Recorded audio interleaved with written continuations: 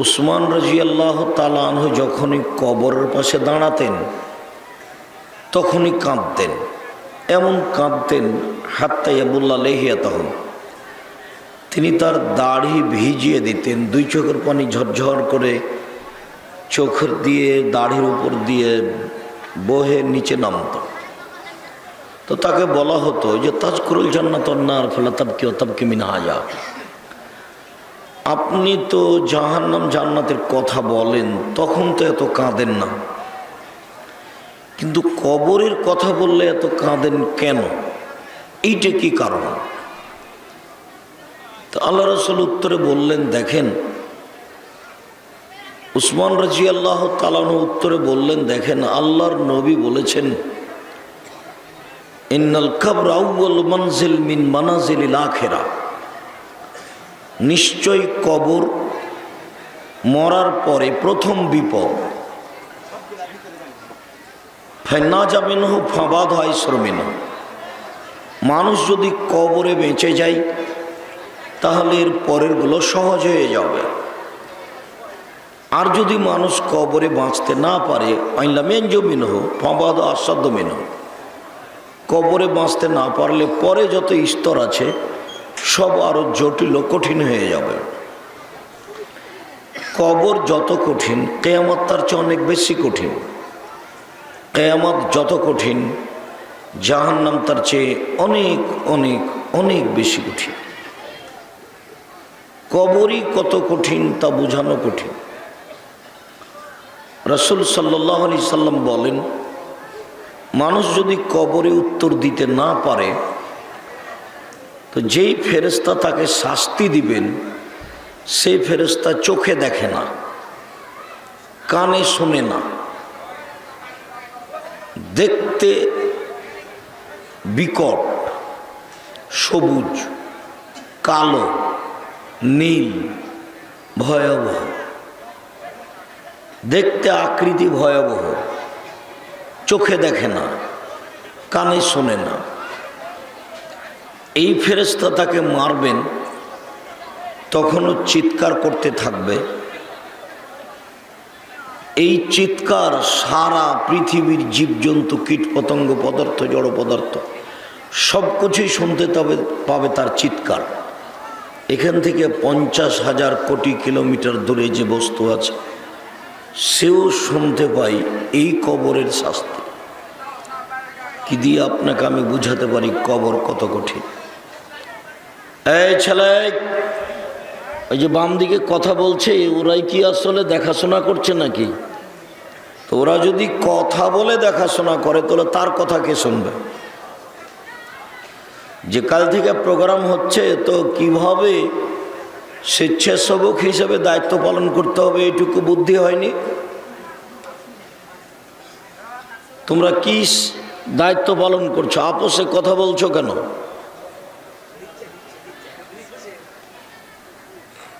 আর তোমরা যারা এখানে কাজ করছো, কেউ কারোর সহযোগিতায় মুখে কথা বলা যাবে না। দয়া করে পরিবেশ নষ্ট করার চেষ্টা করিয়েন না। একবারে চুপচাপ, পাখি যেন মনে করে আপনাকে পাথর, এরকমভাবে চুপচাপ বসে থাকবেন। আর এখনো আমাকে কোনো কাজ দেখায়েন না। আমি অল্প কিছুক্ষণ আপনাদের সামনে কথা বলবো, আপনাদের আমি কষ্ট দিতে আসিনি, আর দীর্ঘ সময় আপনাদেরকে কষ্ট দেব না। এসেছেন অনেক সাধ করে, অনেক খরচ করে ব্যবস্থাপনা করেছেন, এখন কিছু ধৈর্যের পরিচয় দিয়ে কথা শোনেন। আর এখন আপনারা দোকানপাটে, রাস্তাঘাটে থাকিয়েন না দয়া করে।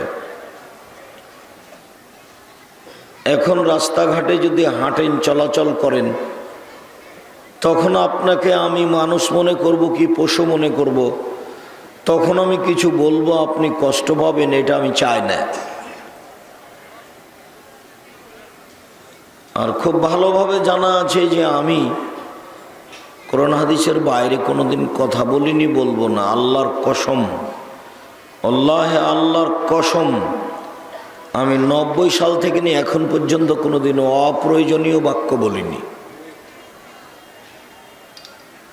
আল্লাহর কসম 90 সাল থেকে নিয়ে এখন পর্যন্ত আমি কোনোদিন কেচ্ছা কাহিনী বলিনি। তাই দয়া করে আপনি আমাকে কোনো কাজ দেখায়েন না। এখন আপনার ক্রয় বিক্রয়, লেনদেন, দোকানপাট, চলাচল, খাওয়া পান করা সব কিছু বন্ধ করে আপনি কিছুক্ষণ কথা শোনেন। আর যারা আপনারা মহিলা আছেন, আপনারা একটু লজ্জা করেন, এখন কথা বলিয়েন না, গল্প করিয়েন না।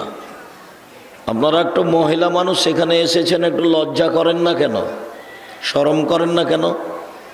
এই মেয়ে, হোসমোটা মেয়ে, তোমাকে যে বলছি কথা বলো না, আবার কথা বলছো কেন?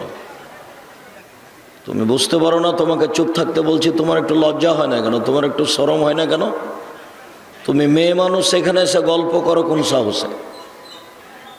তোমার বাপ মা তোমাকে কি শিখালো? তুমি মুখে কথা বলছো কেন? একবারে চুপচাপ বসে থাকো। তোমার গায়ের উপর দিয়ে আরেকজন মহিলা হেঁটে গেলেও তুমি মুখ খুলবে না।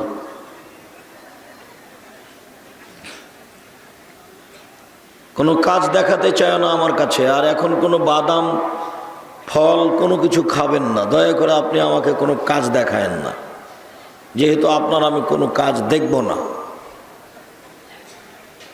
কিছু সময় আর ওই গেটের ওখানে কথা বলছে মনে হয়। তোমরা যারা দায়িত্ব পালন করছো দেখতে পাও না গেটে কথা বলে?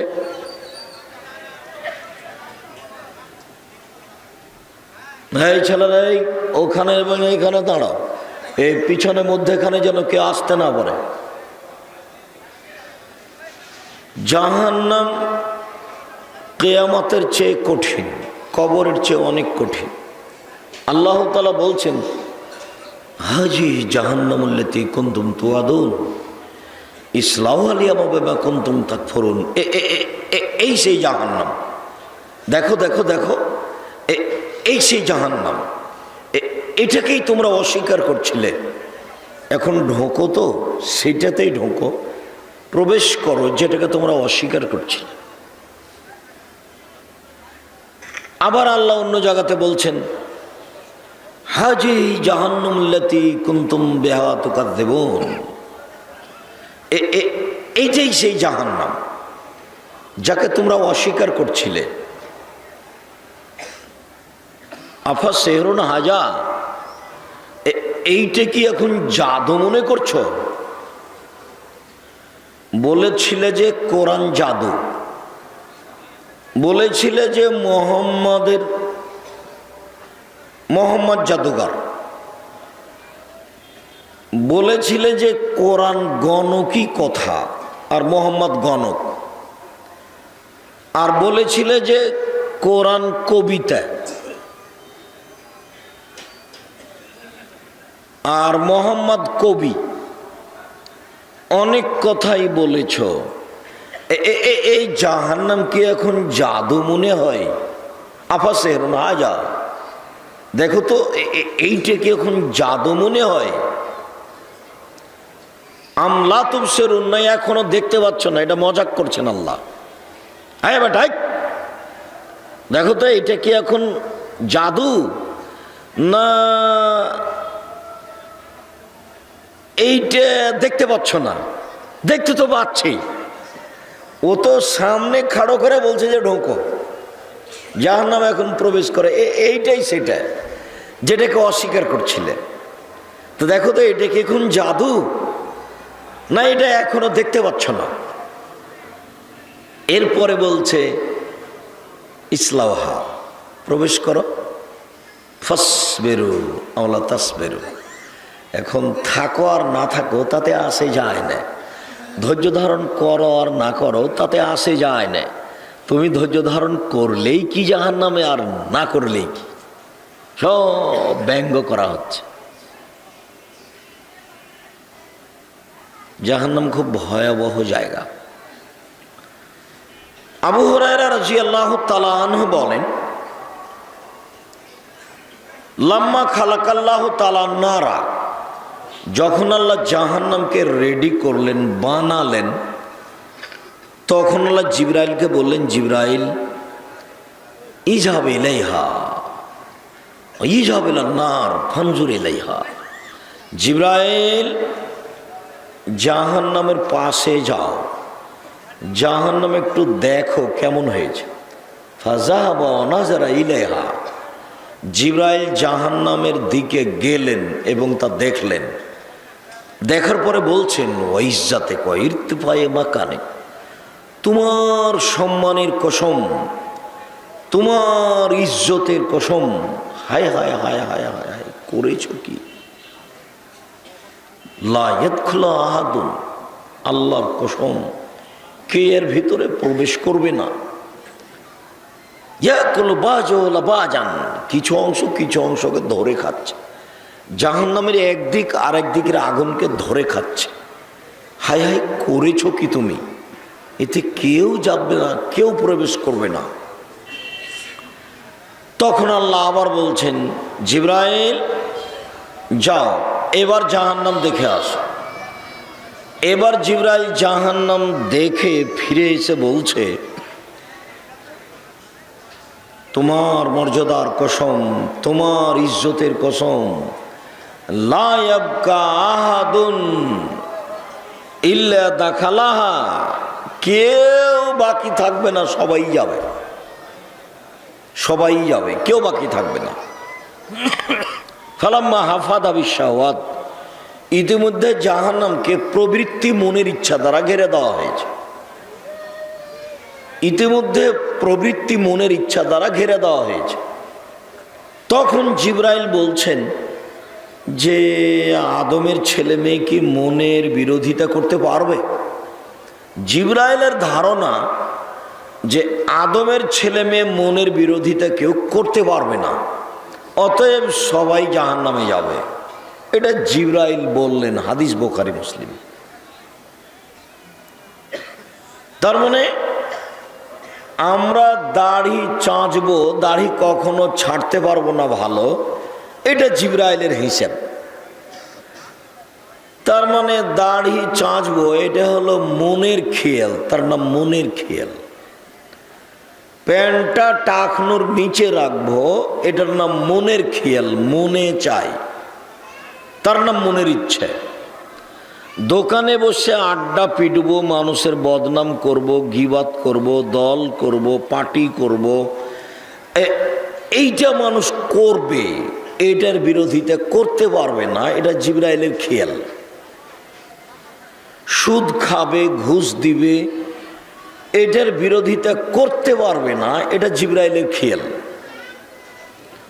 জিবরাইল খেয়াল করছেন, ধারণা করছেন যে আদমের ছেলে মেয়ে সব অশ্লীল কাজে লিপ্ত হবে, দোকানে বসে আড্ডা পিটবে, এর বিরোধিতা করতে পারবে না, অতএব সবাই জাহান্নামে যাবে। এই কথা জিবরাইল বললেন, হাদিস বুখারী মুসলিম। আগের বারে এসে বলছেন জিবরাইল, আল্লাহর কসম, তোমার মর্যাদার কসম, তোমার সম্মানের কসম, হায় হায় হায় হায় হায়, জাহান্নামে কি কেউ যাবে? কেউ যাবে না। একদিকের আগুন আর একদিকের আগুনকে ধরে খাচ্ছে। তখন আল্লাহ বললেন, জিবরাইল আবার দেখে আসো। আবার দেখতে গেছে, ইতিমধ্যে হাফাতিন নার বিশাওয়াত, মনের ইচ্ছে দ্বারা জাহান্নাম ঘেরে দেওয়া হয়েছে। মানে মন মতো চলবে যারা জাহান্নামে, তাও যাবে তারা, ইচ্ছা মতো চলবে যারা জাহান্নামে যাবে তারা, এইটা দিয়ে ঘেরে দেওয়া হয়েছে জাহান্নামের চতুর্দিক। তখন জিবরাইল দেখে বলছেন যে তোমার মর্যাদার কসম, তোমার সম্মানের কসম, আল্লাহে, আল্লাহর কসম, লা ইয়াবকা আহাদুন ইল্লা দাখালাহা, আদমের ছেলে মেয়ে কেউ বাকি থাকবে না, সবাই ঢুকবে। কেন? আদমের ছেলে মেয়ে কি মনের বিরোধিতা করতে পারবে? আজকে বললাম যতজন লোক এখানে উপস্থিত হয়েছেন যে গুল হারাম, জর্দা, বিড়ি, তামাক, জর্দা, সিগারেট হারাম, তো এখন থেকে কি এখানকার লোক সবাই বন্ধ করতে পারবে? তো জিবরাইলের ধারণা এইটাই যে এরা বন্ধ করতে পারবে না, এরা জান্নাতে যাবে না, জাহান্নামে যাবে। ঠিক এরকমই এখানে যে মহিলাগুলি এসেছে, বসে গল্প করছে, কালকেও গল্প করেছে, আজকেও করছে, বাড়ির গল্প করছে। এখানে কত বেঢঙ্গা, স্বামী একটু কিছু বলে না, বাপে একটু কিছু বলে না, ক্লাস 10-এ পড়ে, এখন মাথায় কাপড় নেই, এখন এই অবস্থায় মাথায় কাপড় নেই, ক্লাস 10-এ পড়ে। ও যেদিন 8-এ উঠেছে সেদিন তার বিবাহের বয়স হয়েছে, বিবাহ হয়ে গেলে তার 2টা বাচ্চা হতো। 2 ছেলের মা এখন ক্লাস 10-এ পড়ে, মাথায় কাপড় নেই, বসে আছে। আবার আপনি বলছেন যে ওর বাপও আছে, অথচ আমি শতদিন বলেছি যে জন্ম দিতে পারলে বাপ হওয়া যায় না। ক্ষমতা নীতির নাম বাপ, ক্ষমতার নাম বাপ। প্রসব করাতে পারলে মা হওয়া যায় না। পাগলিও বাচ্চা প্রসব করাতে পারে, পাগলিও বাচ্চাকে দুধ খাওয়াতে পারে, কিন্তু পাগলি বলতে পারে না যে আম্মু মাথায় কাপড় দাও, আম্মু এভাবে নগ্ন হয়ে চলো না, এটা পাগলি বলতে পারে না। পাগলি বাচ্চা প্রসব করাতে পারে, পাগলি বাচ্চা দুধও দিতে পারে বাচ্চাকে। এইখানে আপনাকে আমি একটা জাবের থেকে হাদিস শোনাচ্ছি। আচ্ছা, আপনারা দাঁড়িয়ে কেন? তাহলে কি ওখানে খড় বিছানো নেই, জায়গা নেই নাকি? এই ছেলেরাই, অযোগ্য ছেলেগুলি, এদের সহযোগিতা করতে পারো না? এনাদের বসার ব্যবস্থা করে দাও। আর যদি না থাকে তাহলে আমাকে বলো যে ওস্তাজি খড়ের জায়গার ব্যবস্থা নেই, ওরা দাঁড়িয়ে থাক, তাহলে আমার পক্ষে কোনো সমস্যা নেই। ব্যবস্থা আছে, ভালো খড় বিছানো আছে, তারপরে কেউ দাঁড়িয়ে থাকবে, এটা তো আমি চাইনি, কোনো সময় চাই না। আপনি এসেছেন, আপনাকে আমি অনেক ভালোবাসি, আপনি আমার দিনী ভাই। আপনি কিছুক্ষণ অপেক্ষা করুন, একটু বসে অপেক্ষা করুন, আপনার জন্য ভালো হবে, আমার জন্য ভালো হবে। আর আমি আপনার জন্য এসেছি। 3 দিন 4 দিন যাবৎ লোকটা গেল, আমি আসবো না, আমি প্রোগ্রাম না করেছি, ফেব্রুয়ারির 1 তারিখ থেকে সব প্রোগ্রাম বাতিল করেছি। আমি যতবার অনুরোধ করলাম যে যাব না, ততবার দেখছি কাল না পরশু 8-10 জন লোক নিয়ে চলে গেছে। যতজন লোক গেছিলেন অতজন লোক স্বেচ্ছাসেবক লাগবে না। তো তোমরা যে গেছিলে আমাকে দাও তো, তোমরা কোথায়? অনেক গেছে, 1 গাড়ি।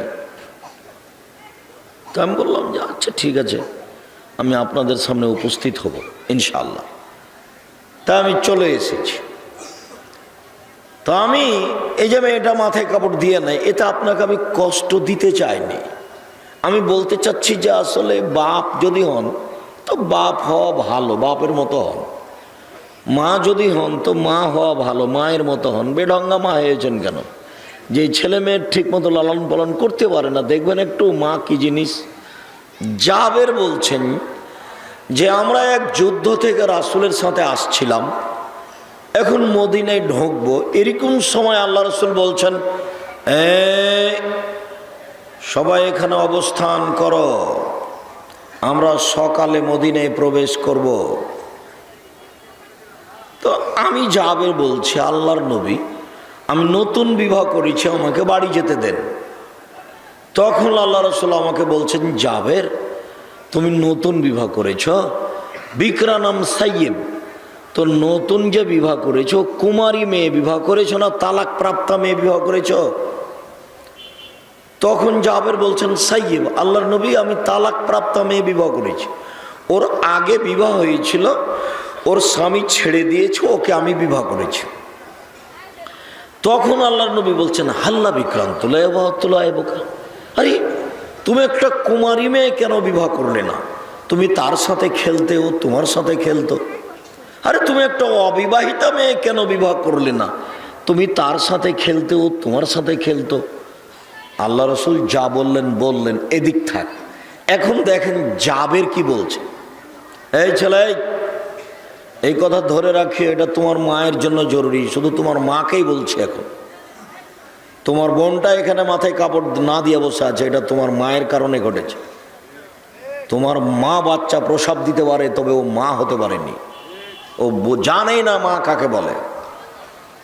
এই ছেলে, তোমার বাপ দায়ী, তোমার মা দায়ী, আমি দায়ী নাকি? রাসূল সাল্লাল্লাহু আলাইহি ওয়াসাল্লাম বলেছেন 3 শ্রেণীর মানুষ জাহান্নামে যাবে, তার মধ্যে তোমার বাপ আছে। এই কথা আমি বলিনি, এই কথা মুহাম্মদ সাল্লাল্লাহু আলাইহি ওয়াসাল্লাম বলেছেন, আমি একজন অনুবাদক। 3 শ্রেণীর মানুষ জাহান্নামে যাবে।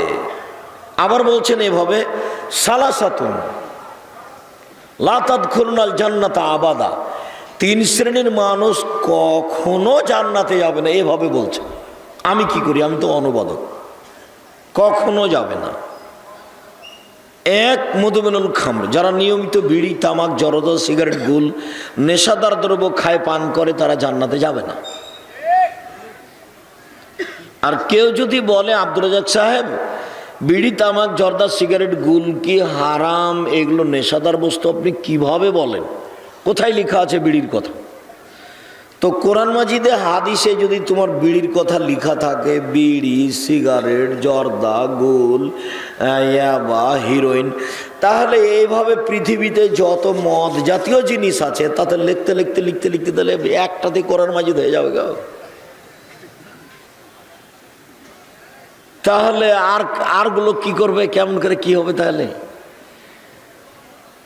একটু বিবেচনা করেন, একটু বুদ্ধি নাই। দেখো তো একটা বাক্য আল্লাহ নবী কিভাবে বলছেন। আল্লাহ রাসূল বলছেন মাসকারা কাসিরুহু ফাকালিলুহু হারামুন, যে জিনিস বেশি খেলে বিবেকের কম হবে, ক্ষতি হবে, তার কমও হারাম।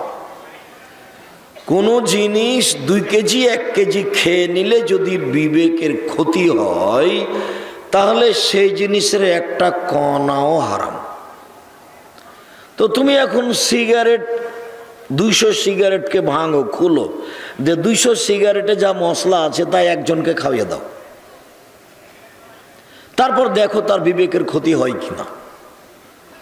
1/2 কেজি জর্দা তোমাদের একজন ভালো মানুষকে খাওয়িয়ে দাও, এখন দেখো তার বিবেকের ক্ষতি হয় কিনা। 1/2 কেজি 1 কেজিতে যদি বিবেকের ক্ষতি না হয়, তাহলে কোনো কথাই নাই, বিড়ি, সিগারেট, জর্দা খাও। আর যদি বিবেকের ক্ষতি হয়, তাহলে বুঝতে হবে এটা আমি আব্দুর রাজ্জাককে নিষেধ বলিনি, এটা আল্লাহর নবী বলেছেন। তিনি বলেছেন যে জিনিস বেশি খেলে বিবেকের ক্ষতি হবে তার কমও হারাম, তার একটা কণাও হারাম। অতএব জর্দার একটা কণাও হারাম, একেবারেই হারাম, টোটালি হারাম, সম্পূর্ণরূপে হারাম। ওর ব্যবসাও হারাম। বিড়ি, সিগারেট, জর্দা, সিগারেট, গুলের ব্যবসা করে ওই টাকা দিয়ে চাউল কিনে ভাত খেয়ে বাদাত কবুল হবে না। দেখি কোনো মায়ের বেটা কথা উল্টাতে পারে, কিয়ামত পর্যন্ত সময় থাকলো। কথা আমাকে কোনোদিন ফিরিয়ে নেওয়া লাগে না, আজও বলছি, তবে আমি মানুষ। ওর ব্যবসাও হারাম, ও দিয়ে যত টাকা ইনকাম হচ্ছে ওই টাকা দিয়ে জীবিকা নির্বাহ করা হারাম। এদেশে এমন কোনো এনজিও নাই, এদেশে এমন কোনো ব্যাংক নেই সেই ব্যাংকে চাকরি করে টাকা বৈধ হতে পারে, এরকম কোনো ব্যাংক বাংলাদেশের মাটিতে নেই। এমন কোনো এনজিও বাংলাদেশের মাটিতে নাই যেখানে চাকরি করলে বা যেখানে টাকা জমা দিলে সেখানে ইন্স্যুরেন্সে থাকলে সে টাকা বৈধ হতে পারে, এমন কোনো ইন্স্যুরেন্স ব্যবস্থাপনা আমার জানা এদেশের মাটিতে নেই।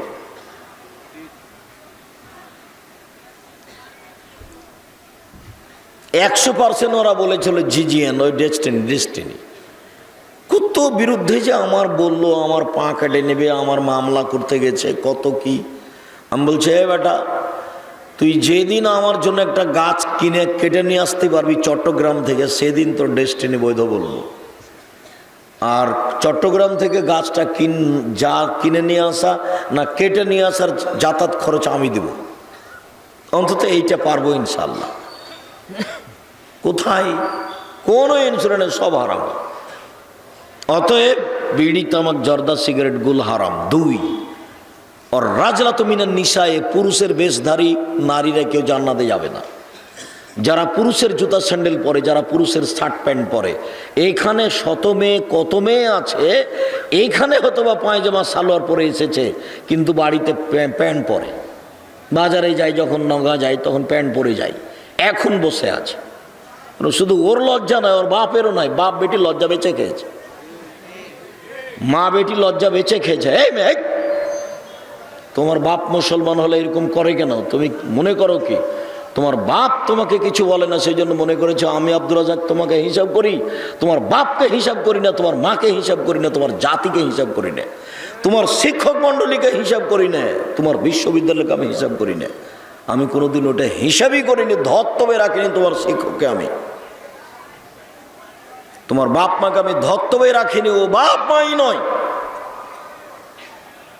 রাসূল সাল্লাল্লাহু আলাইহি ওয়াসাল্লাম বলেছেন মান ওয়ালাদাল্লাহু ওয়ালাদুন ফালিহসিন ইসমাহু, কারো ছেলে মেয়ে যদি জন্ম নেয় তাহলে সে যেন একটা সুন্দর নাম রাখে।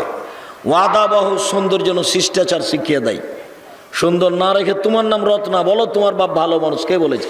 আমি বলছি তোমার বাপ ভালো মানুষ নয়, তোমার বাপ মানুষ অমানুষ।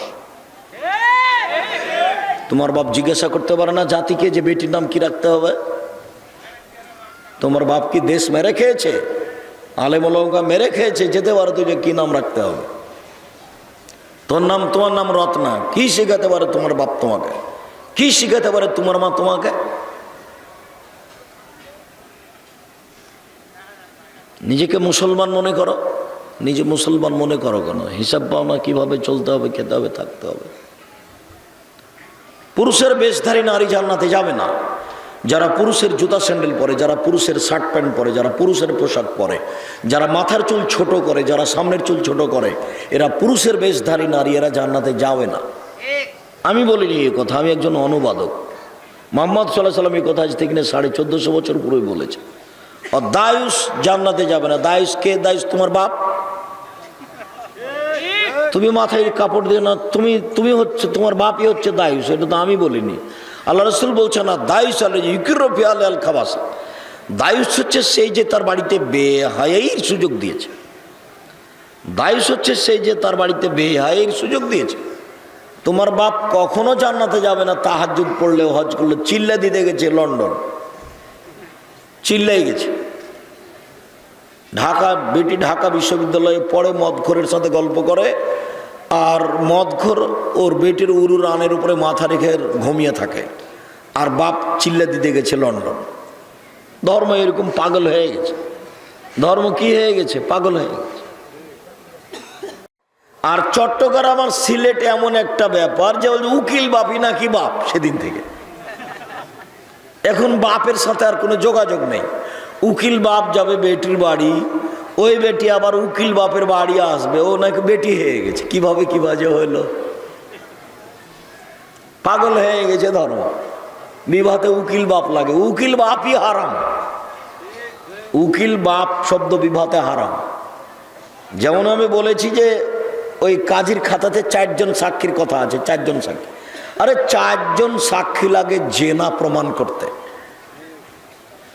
তো বিবাহ প্রমাণ করতে 4 জন সাক্ষী লাগবে। তার মানে কি উনি বলতে চাচ্ছেন, বা এদেশের নিয়ম কি বলতে চাচ্ছে যে বিবাহ জেনা? উনি 4 জন সাক্ষী লিখবেন কেন? কাজীর ওই খাতা টয়লেট পেপার হিসাবে ব্যবহারের যোগ্যতা রাখে না। শুনুন, 3 শ্রেণীর মানুষ জান্নাতে যাবে না। এই ছেলে, তুমিও রেডি হও। জাবের এখন কি বলছেন এটা মনে রেখো। উপস্থিত বৈঠকের মুসলিম বোন, আপনাকে আমি কষ্ট দিতে আসিনি। আমি যেটা বলছি সেটা বাস্তব আপনাকে বলছি। জাবের বলছেন, আল্লাহর নবী আমার বাপ উহুদের যুদ্ধে শহীদ হয়েছেন 6 জন মেয়ে রেখে, আমার 6 জন বোন আছে।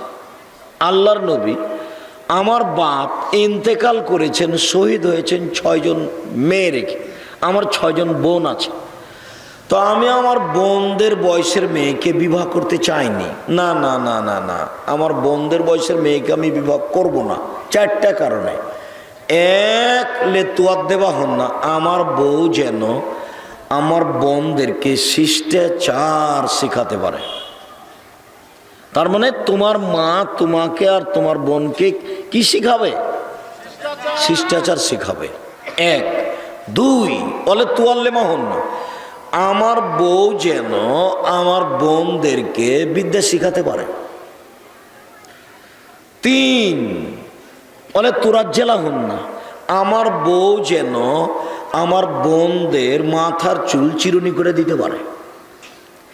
4, তাকুমা আলাইহিন না, আমার বউ যেন আমার বোনদের উপরে সবসময় পাহারা দিতে পারে। মা হলো মেয়েদের জন্য পাহারাদার। আমি বুঝাতে পারলাম না, হাদিস বুখারী মুসলিম। মা মেয়েদের জন্য কি? পাহারাদার। সব সময় চোখের উপরে। খালেদা কোথায়? এই কালকে যে 1টার সময় স্কুল থেকে এসেছিলে, আজকে 1:20 হলো কেন? 20 মিনিট খুঁজে বের করতে হবে মাকে। মা পাহারাদার। গত রাত্রে ছেলে এশার সালাত আদায় করে এসেছিল 9টার সময়, আজকে 9:20। তো আপনার মা, আপনার কথাই বলছি, এই ছেলে তোমার কথাই বলছি, তোমার মা এশার সালাত আদায় করে সুন্নাত পড়তে যাবে, আল্লাহু আকবার বলতে যাচ্ছে, তখন তুমি দরজায় বলছো আসসালামু আলাইকুম। তোমার মার সুন্নাত পড়তে পাবে না। সুন্নাত বাদ দিয়ে তোমাকে বলবে আব্বু। জি আম্মু বলেন। আব্বু কাল তো 9টার সময়তে এসেছিল আব্বু, আজকে 9:20 হলো, 20 মিনিট কোথায় গেল আব্বু? তোমার মায়ের সুন্নাত পড়া সুন্নাত, আর এই 20 মিনিট খুঁজে বের করা ফরজ। আমি মনে হয় বুঝাতে পারলাম না, আবার বলবো, আবার বলি। আপনার ছেলেটা কালকের এশার নামাজ পড়ে কয়টার দিকে এসেছিল? 9টায়। এখন আপনি বা আপনার স্ত্রী ফরজ নামাজ পড়েছেন, 9টা বেজে গেছে, সুন্নাত পড়তে যাবেন, সালাম ফিরে একটু তাসবিহ তাহলিল করছেন, সুন্নাত পড়তে যাবেন, দাঁড়িয়েছেন। ইতিমধ্যে ছেলেটা দরজায় এসে সালাম দিল, কিন্তু আজকে কয়টার দিকে সালাম দিয়েছে? 9:20-এ। এখন আপনি বা আপনার স্ত্রী সুন্নাত পড়বেন না তার খোঁজ নেবেন 20 মিনিট কোথায় থাকলো?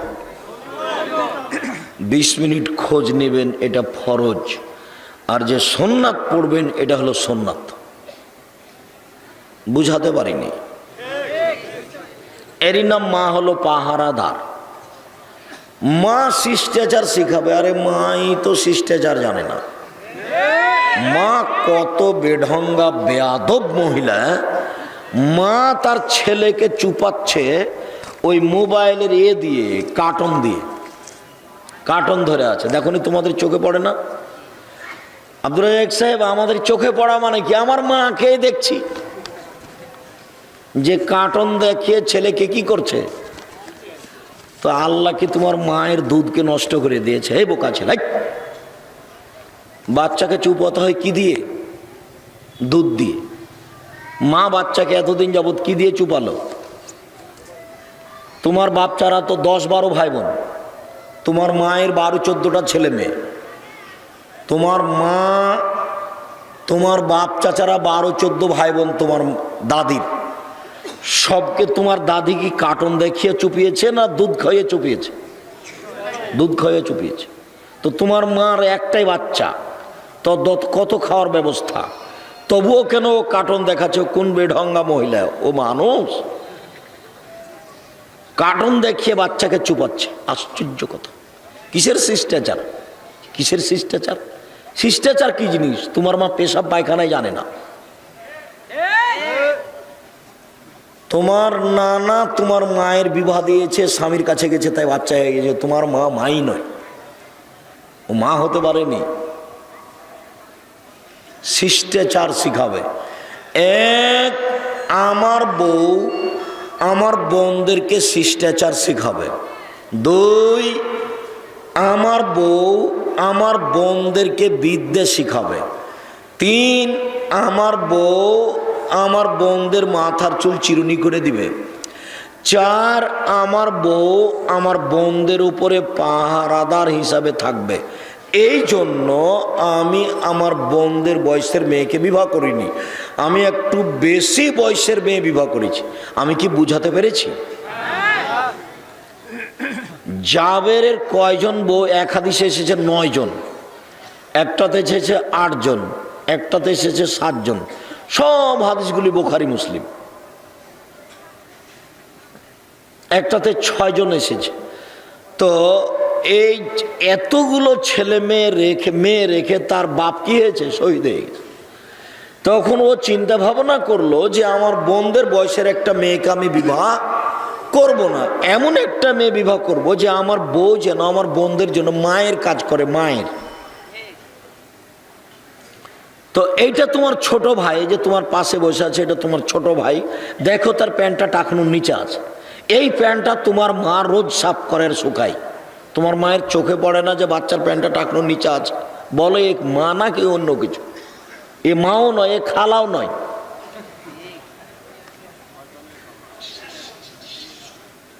আজকে বাচ্চা রেখেছে জামিয়া সালাফিয়ার ডাঙ্গি পড়ায়, পরের দিনে ওর মা আবার এসেছে। তখন আমি বলছি, তো মহিলা মনে হয় একটু কষ্ট বলে আজকেই, যে আপনি মা না আপনি খালা না চাচি? না, মা হলে হতে পারে না। আমার নিজের মায়ের কথা বলছি। আমি একদিন নাচল মাদ্রাসার, আমার নাচল মাদ্রাসার, নবাবগঞ্জ নাচল মাদ্রাসার আমরা ছাত্র। তো ট্রেনে চড়ে নাচল যেতে হয়, তো একদিন যাবো না, একটু দেরি করছে, যার জন্য নদীতে সাঁতার দিচ্ছে। অনেক নদীতে সাঁতার দিয়ে 12টার দিকে এসেছি। তা আমার মা ভাত রান্না করে নিয়ে বসে আছে।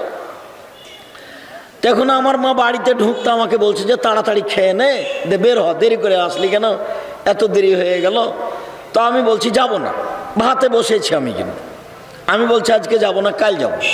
তো বলছে না আজকে যেতে হবে। আমি বলছি না যাব না, কাল যাব। তো বলছে না আজকে যেতে হবে। তখন আমি বলছি যে ভাত খাবো না। তো আমার মা বলছে খাস না।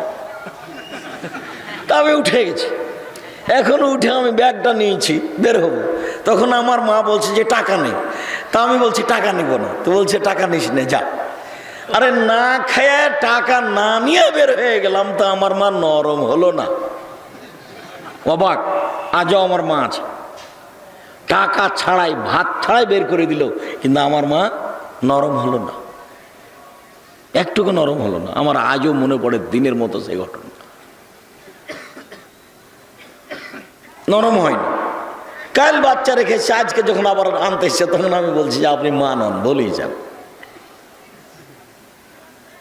মাকে, বাচ্চাকে পড়তে দিয়ে এরকম আদর দেখাতে হবে না, ওই আদরের দাম নাই। একটু পাষাণ অন্তরটা শক্ত করে বাচ্চাকে রেখে যেতে হবে।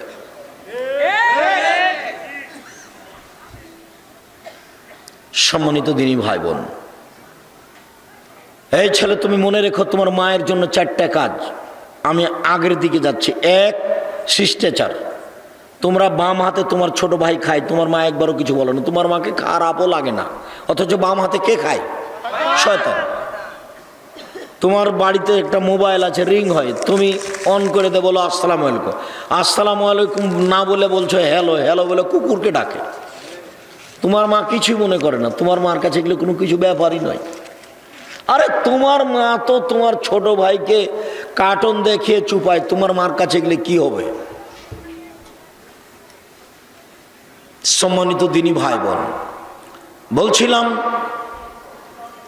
জাহান্নাম, এই তো সে জাহান্নাম, যে জাহান্নামকে অস্বীকার করছিলে। এইটা কি জাদু? না, দেখতে পাচ্ছ না জাহান্নাম এখনো? আল্লাহ বলছেন এভাবে, মানে মজাক করছেন, মানে ব্যঙ্গ করছেন। হ্যাঁ এটা অস্বীকার করছিলে, ঢোকো এখন জাহান্নামে। কি এটা জাদু নাকি? না, এখনো দেখতে পাচ্ছ না, ঢোকো। ধৈর্য ধারণ করার না করো, করলেই কি আর না করলে কি। ইন্না জাহান্নামা কানাত মিরসাদা, নিশ্চয় জাহান্নাম তোমাকে ধরার জন্য উঁত পেতে বসে আছে, একবারে শত্রু প্রস্তুত হয়ে আছে। আল্লাহ তাআলা বলছেন ফাআন্নামান সাকুলাত মাযিনুহু ফাউম্মুহু হাবিয়া ওয়া মান খাফফাত মাযিনুহু ফাউম্মুহু হাবিয়া। যার নেকির পাল্লা হালকা হবে, পাপের পাল্লা ভারী হবে, তার থাকার জায়গা হবে হাবিয়া। অমাদ রাখা মাহিয়া। মোহাম্মদ সাল্লাল্লাহু আলাইহি ওয়াসাল্লাম বলতে পারেন এই হাবিয়া নামক জাহান্নামটি কি? আপনার কি জানা আছে হাবিয়া নামক জাহান্নামের পরিচয়? আমি বলি নারুন হামিয়া, তা হচ্ছে জ্বলন্ত উত্তপ্ত আগুন। জাহান্নাম বলতে জ্বলন্ত উত্তপ্ত আগুনের নাম জাহান্নাম। আল্লাহ তাআলা বলেন কাল্লা ইনবাজান্না ফেলুহু তামা, কখনো নহে, অবশ্য অবশ্য তাকে চূর্ণ বিচূর্ণকারী হোতামা নামক জাহান্নামে নিক্ষেপ করা হবে। অমাদ্রাকা মাল হোতামা। মুহাম্মদ সাল্লাল্লাহু আলাইহি ওয়াসাল্লাম আপনি কি বলতে পারেন চূর্ণ বিচূর্ণকারী হোতামা নামক জাহান্নামটি কি? আপনার কি পরিচয় জানা আছে? নারুন হামিয়া, তা হচ্ছে জ্বলন্ত উত্তপ্ত আগুন। বাচ্চা, ওই বাচ্চাটা আপনার সামনে দিয়ে উঠে যায় কি করে? এত ব্যস্ততা বেড়ে গেল, পেশাব পায়খানা লাগলো, কিছুক্ষণ থামতে হবে। জজ কোর্টও হয় না, মারা যায়নি, হাইকোর্টও মারা যায়নি। কাজ দেখায়েন না দয়া করে। আমি তাড়াহুড়া করছি বক্তব্য শেষ করার জন্য, কাজে আপনি ব্যস্ততা দেখায়েন না আমাকে।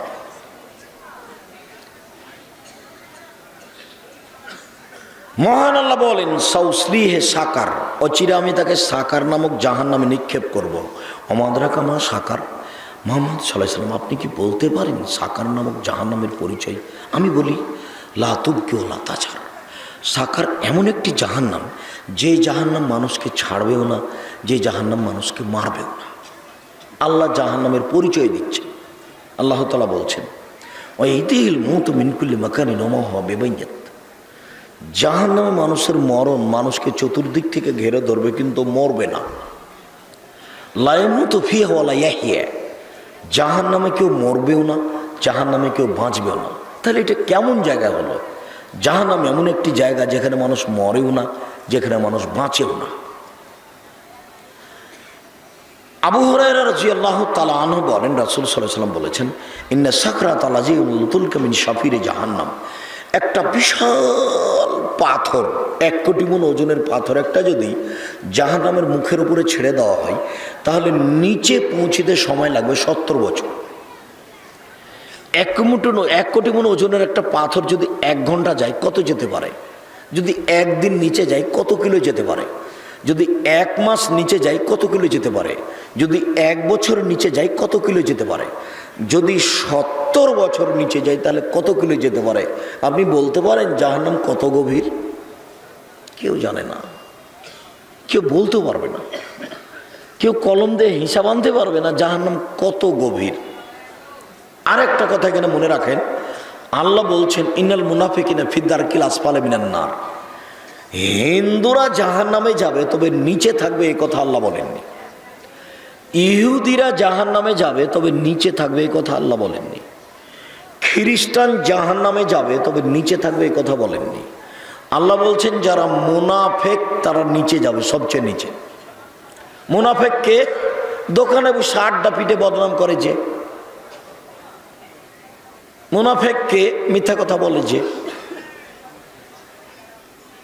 মুনাফেককে বদনাম গীবত করে যে, মুনাফেককে ফজরের সালাত আদায় করতে মসজিদে যায় না, শুয়ে থাকে মুনাফেক সে। মুনাফেককে এসার আজান হয়ে গেল, জামাত হয়ে গেল, তবু আড্ডা পিটছে ওই দোকানের সামনে। আমি তোমাকে দোকানে বসতে নিষেধ করি না, এই ছেলাই ঘুমাচ্ছ কেন? কার গায়ে হাত দিয়ে আছো? রেডি হও, প্রস্তুত হও। দোকানে বসতে আমি নিষেধ করিনি। বলেছি যে 1 কেজি লবণ কিনতে গেছো আর 100 মরিচ নিবা, কিনা হয়ে গেলে 1 মিনিট দাঁড়াবা না ওখানে। কেন? দোকানের সামনে একটা বেঞ্চ আছে, ওখানে 2 জন বসে আছে, ওখানে আর একজনের বদনাম হচ্ছে। তুমি যদি ওখানে দাঁড়িয়ে থাকতে বলো যে ঠিক বলেছিস, তাহলে কি হবে? এখন গীবত হয়ে গেল, তুমি এখন ক্ষমা নাও দেখি আল্লাহর কাছে। এইটুকু কথা তোমার, ক্ষমা নাও দেখি, মরা পর্যন্ত ক্ষমা চাইলে এটা হবে না। যার বদনাম করা হচ্ছিল, এখন তোমাকে যেতে হবে, তার হাত ধরে ক্ষমা নিতে হবে। এই জন্য তুমি দোকানের সামনে বসবে না। আবার দোকানের টিভি আছে, ল্যাংটা মেয়ে নাচে, পতিতালয়ের মেয়ে নাচে, তুমি এখানে বসে থাকো, আর তোমার চাচা মাথায় টুপি দিয়ে ওখানে বসে থাকে। এসার সালাত আদায় করে বাড়ি যায়নি, ও টিভির সামনে বসে আছে। ল্যাংটা মেয়ে নাচছে, সবাই খুশি। উলঙ্গ মেয়ে দেখে চক্ষু ঠান্ডা করে, কলিজা ঠান্ডা করে তোমার চাচা জান্নাত কিনতে চায়।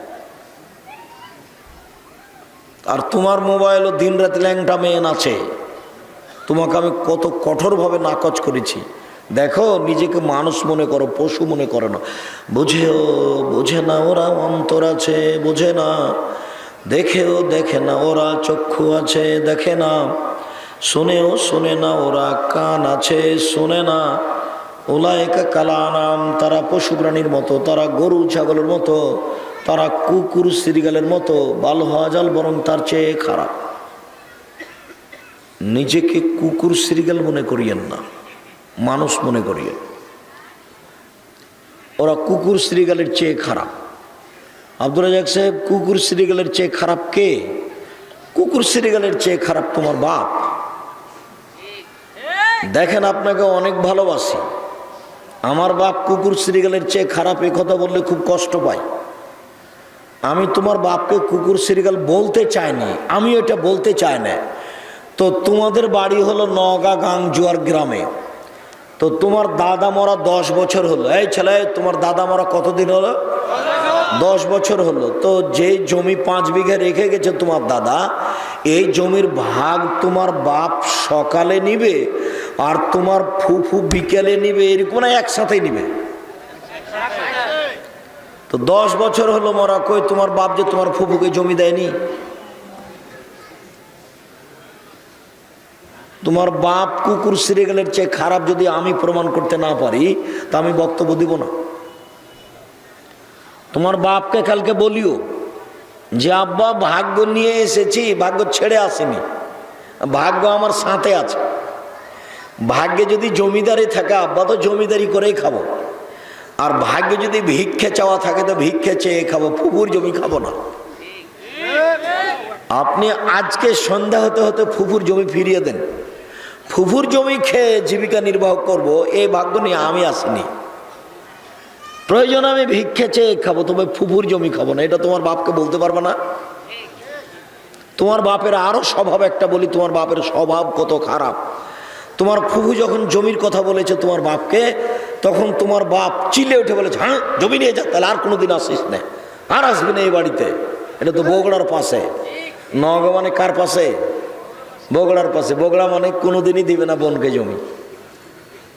মানে জমি নেওয়া মানে কি, বোন ভাই থেকে কি হয়ে গেল, পৃথক হয়ে গেল, আর কোনোদিন আসতে পাবে না, ওটা নীতি হয়ে গেছে। তো বগুড়ার সাথে লেগে আছে এটা নওগাঁ, তো মানে এরকম ওর বাতাস তো লাগে। আব্দুর রাজ্জাক সাহেব সবাই কি বগুড়াতে এরকম? আমি তা বলি না, আমার অভিজ্ঞতার ভিত্তিতে বলছি। সম্মানিত দিনী ভাই বোন, 24 ঘন্টার মধ্যে তোমার বাপকে বলিও জমি ফেরত দিবে তোমার ফুফুকে। এখানে আছে কেন? একদিনে একসঙ্গে রাখতে পারে না। হ্যাঁ বেটা, তোমার বাপ জমি সকালে নিয়েছে, তোমার ফুফুও সকালে নিবে। ওটা তোমার দাদার বেটা তোমার বাপ, আর তোমার ফুফু তোমার দাদার বেটি। জমিকে 1 ঘন্টা পরে ভাগ নেবে না একসাথে নেবে? একসাথে নেবে। 1 মিনিট আগে পিছের কোনো সুযোগ নাই। 10 বছর হলো তোমার দাদা মরা, তোমার বাপকে যদি আমি কুকুর সিরিয়াল প্রমাণ করতে না পারি বেটা, আমি বক্তব্যই দেবো না।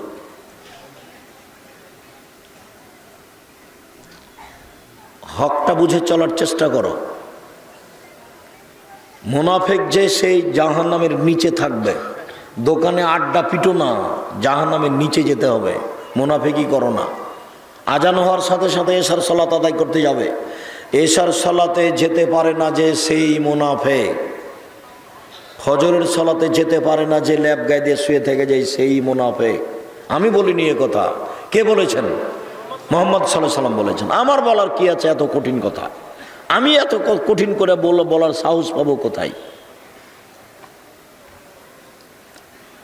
রাসূল সাল্লাল্লাহু আলাইহি সাল্লাম বলেন, ইন্না গিলজা জিলদেহি ইসলামে আরবাউনা জেরা, একজন জাহান্নামীর গায়ের চামড়া 42 হাত মোটা। একজন জাহান্নামীর গায়ের চামড়া কত মোটা? 42 হাত মোটা। ওয়াইন্না জিরসাহু মিসলু উহুদিন, একজন জাহান্নামীর দাঁত হলো উহুদ পাহাড়ের সমান বড়। উহুদ পাহাড় হলো 8 কিলোমিটার লম্বা আর 4 কিলোমিটার প্রশস্ত। আল্লাহ তাআলা বলছেন, কালেহুন, যখন মুখমণ্ডল থেকে গোশতখান সরে যাবে, জাহান্নামের গরম পানি মুখে দেওয়ার সাথে সাথে মুখ থেকে যা চামড়া গোশত আছে সব ঝরে যাবে শরীর থেকে। তখনই বিশাল 8 কিলোমিটার লম্বা দাঁত থাকবে, এভাবে লম্বা হয়ে, মুখে গোশত নাই। এটা হলো বিভৎস আকৃতি। কি দিয়ে আমি তোমাকে আকৃতির কথা বুঝাই? এ কথা আল্লাহ বলছে। খুব ভয়াবহ বিভৎস আকৃতি। রাসূল সাল্লাল্লাহু আলাইহি ওয়াসাল্লাম বলেন, অন্য ফাকুজু মিসলু বাইজা, একজন জাহান্নামের উরু রান হলো 39 কিলোমিটার লম্বা, বাইজা পাহাড়ের সমান। দাঁত কত লম্বা? 8 কিলো। রান উরু কত লম্বা? 39 কিলোমিটার। 39 কিলোমিটার। 3 নয়, 3 আর 9, 3 নয়, 39 কিলোমিটার একজন মানুষের উরু এলানটা। অবাইনা মানকে বাইল কাফের সালাসাদেম রাকিবুল মুসরে, একজন জাহান্নামীর ডান কাঁধ থেকে বাম কাঁধের ব্যবধান একটা দ্রুতগামী ঘোড়ার 3 দিন 3 রাতের পথ। অথবা এই কানের লতি থেকে এই কাঁধ পর্যন্ত ব্যবধান 3 দিন 3 রাতের পথ। অন্য মাজলিস মিন জাহান্নাম বাইনা মক্কা ওয়াল মদিনা, একজন জাহান্নামীর বসার জায়গা হলো 450 কিলোমিটার।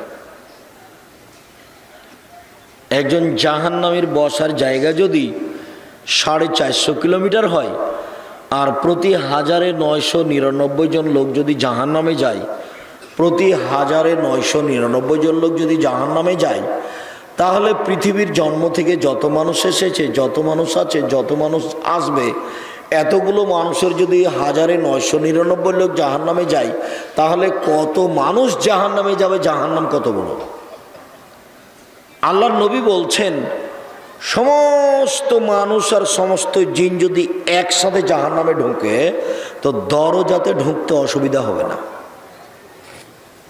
এ কথা মুহাম্মদ সাল্লাল্লাহু আলাইহি ওয়াসাল্লাম বলেন। জাহান্নামকে টেনে বিচারের মাঠে নিয়ে যাওয়া হবে, বিজয় ইয়াউমুল কিয়ামা জাহান্নাম।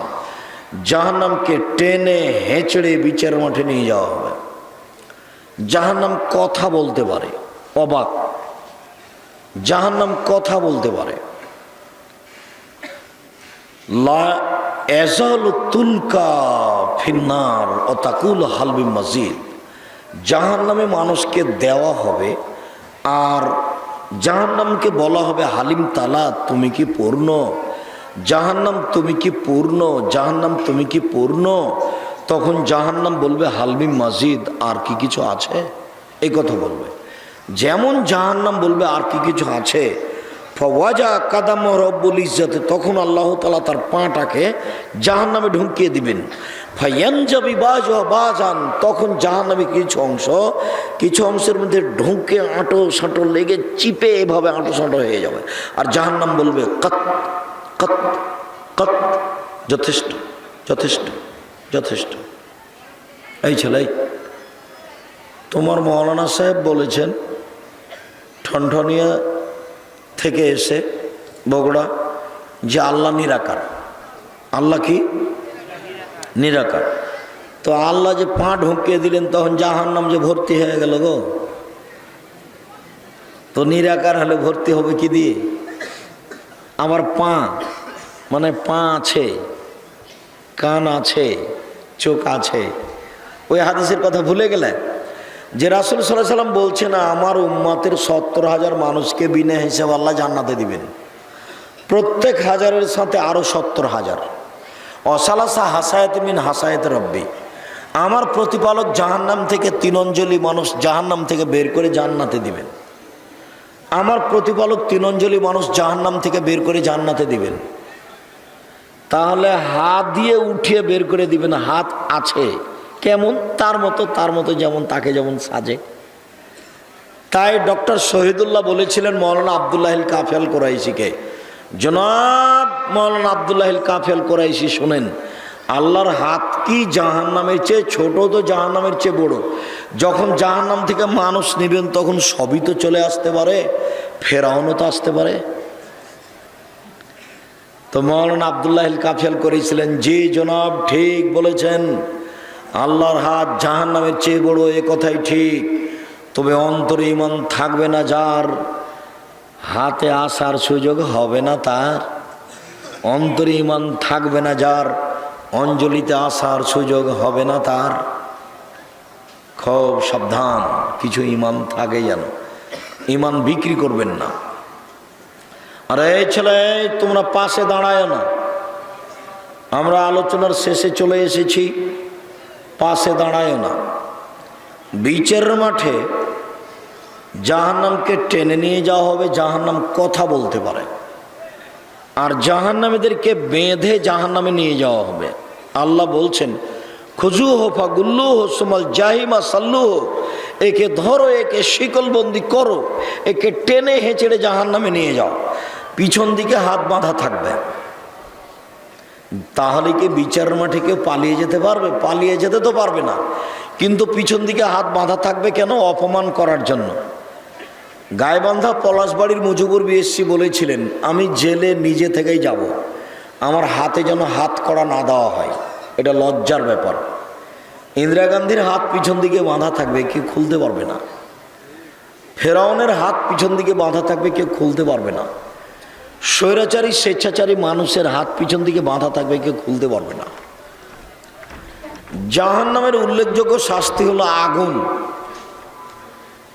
মিনহুম মান তাখুজুন নার ইলা কাবাইহি, কারো কারো জাহান্নামের আগুন থাকবে টাকনু পর্যন্ত, কারো হাঁটু পর্যন্ত, কারো কোমর পর্যন্ত, কারো নাক পর্যন্ত।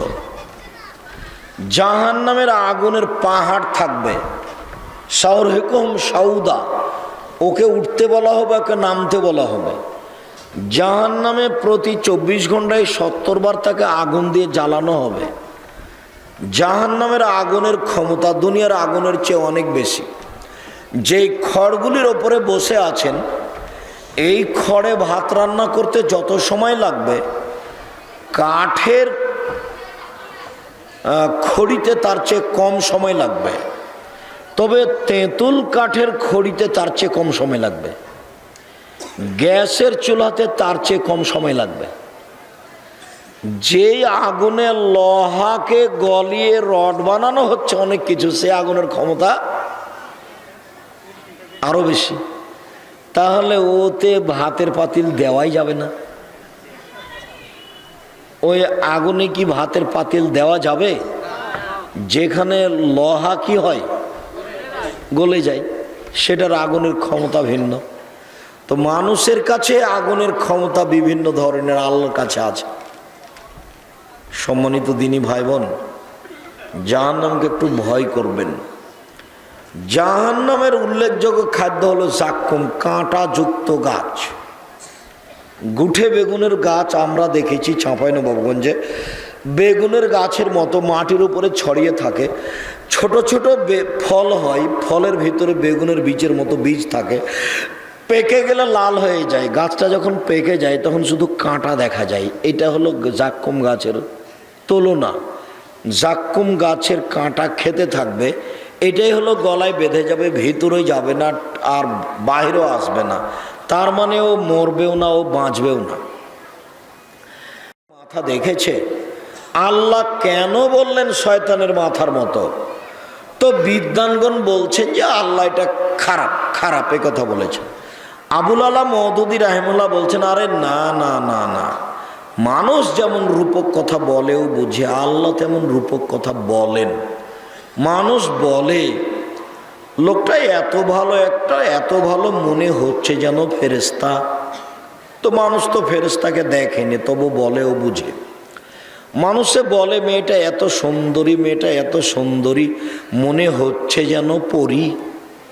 তো মানুষ তো পরীকে দেখেনি, তবু বলেও বুঝে। মানুষে বলে মেয়েটা এত কুৎসিত, মেয়েটা এত কুৎসিত, মনে হচ্ছে যেন পেতনি। তো কেউ কেউ পেতনিকে দেখেনি কিন্তু বলেও বুঝে। আবুল আল্লাহ মওদুদি রাহিমাহুল্লাহ বলছেন যে আল্লাহর রূপক কথা বলেন, সেটা হলো এইটা যে জাক্কুম গাছের ফল হলো শয়তানের মাথার মতো। আল্লাহ আলাম, আল্লাহ ভালো জানেন। আমরা এ কথা বলি না যে আল্লাহ রূপক কথা বলেন, তবে শয়তানের মাথার মতো বলে আল্লাহ কি বলতে চেয়েছেন আল্লাহ ভালো জানেন। আমরা বলছি বিদ্বানের কথা অনুপাতে খারাপ। জাহান্নামে মানুষকে শাস্তি দেওয়ার জন্য আছে বিচ্ছু। একবার দংশন করলে 40 বছর ব্যথা থাকবে, গাধার সমান। জাহান্নামে সাপ আছে উটের সমান, একবার দংশন করলে 40 বছর ব্যথা থাকবে। জাহান্নামে মানুষকে মারার জন্য হাতুড় আছে, হাম্বল। এইটা দিয়ে জাহান্নামের মানুষকে ফেরেশতারা মারতে থাকবেন। রাসূল সাল্লাল্লাহু আলাইহি সাল্লাম জাহান্নাম থেকে বাঁচতে চাইতেন, সলাতে সালাম ফিরার পূর্বে বলতেন, সলাতের নামাজে সালাম ফিরার পূর্বে বলতেন, আল্লাহুম্মা ইন্নী আউযু বিকা মিন আযাবি জাহান্নাম, আউযু বিকা মিন আযাবিল কবর, আউযু বিকা মিন ফিতনাতিল মাসিহিদ দাজ্জাল, আউযু বিকা মিন ফিতনাতিল মাহইয়া ওয়াল মামাত। আল্লাহ তুমি কবর থেকে বাঁচাও, আল্লাহ তুমি জাহান্নাম থেকে বাঁচাও, আল্লাহ তুমি দাজ্জালের ফিতনা থেকে বাঁচাও, আল্লাহ তুমি ইহকালের পরকালের বিপদ থেকে বাঁচাও, আল্লাহ তুমি ঋণ কর্জ বড় পাপ থেকে বাঁচাও। একটু জাহান্নামে যাবে কারা? অশ্লীল কাজ জেনা লিপ্ত হয় যারা, জাহান্নামে যাবে কারা? সুদ খায় ঘুষ দেয় যারা, জাহান্নামে যাবে কারা? দোকানে বসে আড্ডা পিটে বদনাম করে যারা, জাহান্নামে যাবে কারা? এসব মহিলা যারা নগ্ন পোশাকে চলে, যারা মাথায় কাপড় দেয় না, যারা উলঙ্গ পোশাকে চলে তারা। দেখেন তো একটা হাদিসের নগদ অনুবাদ, ভালো বুঝতে পারেন কিনা। এই ছেলে খেয়াল করো, উপস্থিত বৈঠকের মুসলিম বোন, আপনি একটু খেয়াল করেন তো, আপনাকে বলছি। উপস্থিত বৈঠকের মুসলিম বোন, একটু খেয়াল করেন তো, আপনাকে বলছি। এদিকে দেখেন, আল্লাহ রসুল বলছেন সিনফান মিন আহলিন নার লামা রাহমা, আমার উম্মতের দুই শ্রেণীর মানুষ জাহান্নামে যাবে, ওদের আমি দেখিনি। আমার উম্মতের দুই শ্রেণীর মানুষ জাহান্নামে যাবে, আমি তাদের দেখিনি। আমার উম্মতের দুই শ্রেণীর মানুষ জাহান্নামে যাবে, আমি তাদের দেখিনি। এক মাহুম সেয়াতুন, এক শ্রেণীর মানুষ, তাদের হাতে থাকবে লাঠি, কাজনাবিল বাকারে, গাভীর লেজের মতো। হাতে লাঠি থাকবে কিসের মতো? গাভীর লেজের মতো, একদিক মোটা আর একদিক চিকন। এজরেবুনা বেহান নাস, তারা তা দিয়ে মানুষকে মারবে। এরা জাহান্নামে যাবে। এইসব লাঠি প্রশাসনের লোকের হাতে থাকে, আর থাকে যারা কলেজ বিশ্ববিদ্যালয়ে পড়ে তাদের হাতে। ওরা পড়তে যায়নি, ওরা গেছে ওখানে অশ্লীল কাজ করতে, জেনা করতে, মারামারি করতে। কিসের পড়া? ওখানে মদ খায়, মেয়ে নিয়ে ঘুরে আর লাঠি হিসাব করে রাখে। এসব শ্রেণীর মানুষ সব জাহান্নামে যাবে। দুই, নিশাউন, মহিলা, কাশে এতন, কাপড় পরে থাকে, আর এতন, উলঙ্গ। কাপড় পরে উলঙ্গ হয়। ওই যে তোমাদের স্কুলের খবর, তোমরা তো স্কুলে দেখছো না, তোমাদের স্কুলেরই মেয়েরা পোশাক পরে যায়। সব মাস্টার, ছাত্র ছাত্রী তাদের অঙ্গ প্রত্যঙ্গের আকার আকৃতি সবাই বুঝতে পারে। মাস্টার বুঝতে পারে পুরো প্রতিষ্ঠানের মেয়েদের শরীরের আকার আকৃতি। এটা তো মানুষের পোশাক হতে পারে না, পশু প্রাণীর হতে পারে। নিশাউন, মহিলা, কাশে এতন, কাপড় পরে থাকে, আর এতন, উলঙ্গ। মনে হচ্ছে যে তোমাদের স্কুল দেখে দেখে বলছেন আল্লাহ নবী, মনে হচ্ছে তোমাদের স্কুলে এসেছিলেন। আল্লাহ নবী তোমাদের বাড়িকে দেখে বলছেন, তোমার বোনকে দেখে বলছেন মনে হয়। এই ছেলে, ভালো করে বুঝো, হাদিস বুখারী মুসলিম, ফিরার কোনো পথ নাই। নিশাউন, মহিলা, কাশে এতন, কাপড় পরে থাকে, আর এতন, উলঙ্গ। মমিলাতন, পুরুষকে নিজের দিকে আকৃষ্ট করে। মায়েলাতন, তারা নিজেরা পুরুষের দিকে আকৃষ্ট হয়। বাড়িতে ছিল, ভালোই ছিল। ওর আব্বা বলল, আম্মু, জি আব্বু, এক গ্লাস পানি আনো তো নিয়ে এসে দিল। মা বলল, আম্মু বিছানাটা ঠিক করো, তো করলো। এবার স্কুলে যাচ্ছে বা নওগাঁ বাজারে যাচ্ছে কাপড় কিনতে, তো সাজগোজ করে বের হয়েছে। বের হওয়ার পরে দেখছি একবার রাস্তার ডান দিকে যায়, একবার বাম দিকে যায়, একবার মাথার চুল নাড়ে, একবার হাত হিলায়, একবার মুখ ভাঁজ করে কথা বলে, কেন জানি কেমন কেমন করে, কেন জানি আনছান আনছান আনছান আনছান করে। তার মানে ও নিজে আকৃষ্ট হয়েছে পুরুষের দিকে। নইলে এখনো এরকম করছে কেন? ও তো বাড়িতে এরকম করেনি। এরকম করছে কেন? আমি বলিনি এ কথা, আল্লাহ রসুল বলছেন। রৌসহনা কাসনামাতিল বক্তিল মায়লা, তার মাথা হচ্ছে বক্র বদ উটের নেই। মাথার চুলগুলিকে দেখবে একবারে শ্যাম্পু দিয়ে পাঞ্জা করে উঁচু করে রেখেছে। আর না হলে দেখবে মাথার চুলকে বেঁধে উপরে রেখেছে। বাপ বেটি মা সবাই লজ্জাকে বিক্রি করে খেয়েছে। বিশাল চুল দেখে ঘুরে বেড়াচ্ছে। এখনো কত মেয়ে এখানে বসে আছে ওইভাবে চুল দেখে, এখনো আছে, চুল দেখা যাচ্ছে তার। জন্ম দিতে পারলে বাপ হওয়া যায় না, ক্ষমতার নাম বাপ। প্রসাব করাতে পারলে মা হওয়া যায় না, নীতির নাম মা। নীতি ছাড়া মা হওয়া ঠিক নয়, নীতি ছাড়া বাপ হওয়া ঠিক নয়। সম্মানিত দিনী ভাই বোন, লায়াত খোল্লাল জান্না, এইসব মহিলারা জান্নাতে যাবে না। জান্নাতে তো যাবে না ওলা ইয়াজিদানা রিহা, জান্নাতের গন্ধ পাবে না, যে জান্নাতের গন্ধ 1 বছরের দূরত্ব পথ থেকে পাওয়া যায়। এইটা জান্নাত। এখানে একটা দ্রুতগামী ঘোড়া দৌড়াতে লাগলো, 1 বছর যত পথ যাবে, সেই পথের মাথায় যদি বসে থাকে আপনি, সেই পথের মাথায় যদি থাকেন তো জান্নাতের গন্ধ পাবেন। এইসব মহিলারা জান্নাতে তো যাবে না, জান্নাতের গন্ধ পাবে না। সম্মানিত দিনী ভাই বোন, জাহান্নাম বলতে নারী, জাহান্নাম বলতে নারী, জাহান্নাম বলতে নারী। এই জন্য আল্লাহর নবী জাহান্নাম থেকে বাঁচার জন্য তাদেরকে দান খায়রাত করতে বলেছেন। উপস্থিত বৈঠকের মুসলিম বোন, আপনারা ফকির মিসকিনকে দান করবেন, কওমি মাদ্রাসায় দান করবেন, মসজিদ তৈরি করার জন্য টাকা পয়সা দিবেন, আমি আপনাকে শেষে এসে কয়েকটা কথা অনুরোধ জানাচ্ছি, উপদেশমূলক, ওসিয়তমূলক। এক, 5 ওয়াক্ত নামাজ পড়বেন, সালাত যে কোনো মূল্যে, আজ থেকে যে কোনো মূল্যে পড়তেই হবে, কোনো মাপ নেই। দুনিয়াতে এই কাজটা যদি না করেন তাহলে সব বাদ পড়ে যাবে। একটা ফকিরকে 10টা টাকা দিয়েছিলেন, ওর নেকি হবে, বুঝেননি কথা? কিন্তু নামাজ পড়েননি, তখন আল্লাহ ওই ফকিরকে 10টা টাকা দেওয়ার নেকিটা কি করবেন? কেটে দেবেন। এই জন্য জীবনে একটা কাজ থেকে আপোষ করিয়েন না কোনোদিন, সেটা হলো সালাত, নামাজ। 2, হালাল রুজি, চকলেট বিক্রি করে হলেও হালাল রুজির হিসাব রাখবেন। 2, 3, একটু কোরআন তেলাওয়াত করবেন প্রতিদিন, শেষ পর্যন্ত না পারলে কোন সূরা? সূরা ইখলাস। কম থেকে কম, একেবারেই কম সূরা ইখলাস কয়বার? 3 বার। 3 বার পড়লে একবার কোরআন মাজিদ পড়ার সমান নেকি পাবেন। এই ছেলে, আমি তো সালাম দিতেই যাচ্ছি, তুমি উঠে কি দেখাচ্ছ?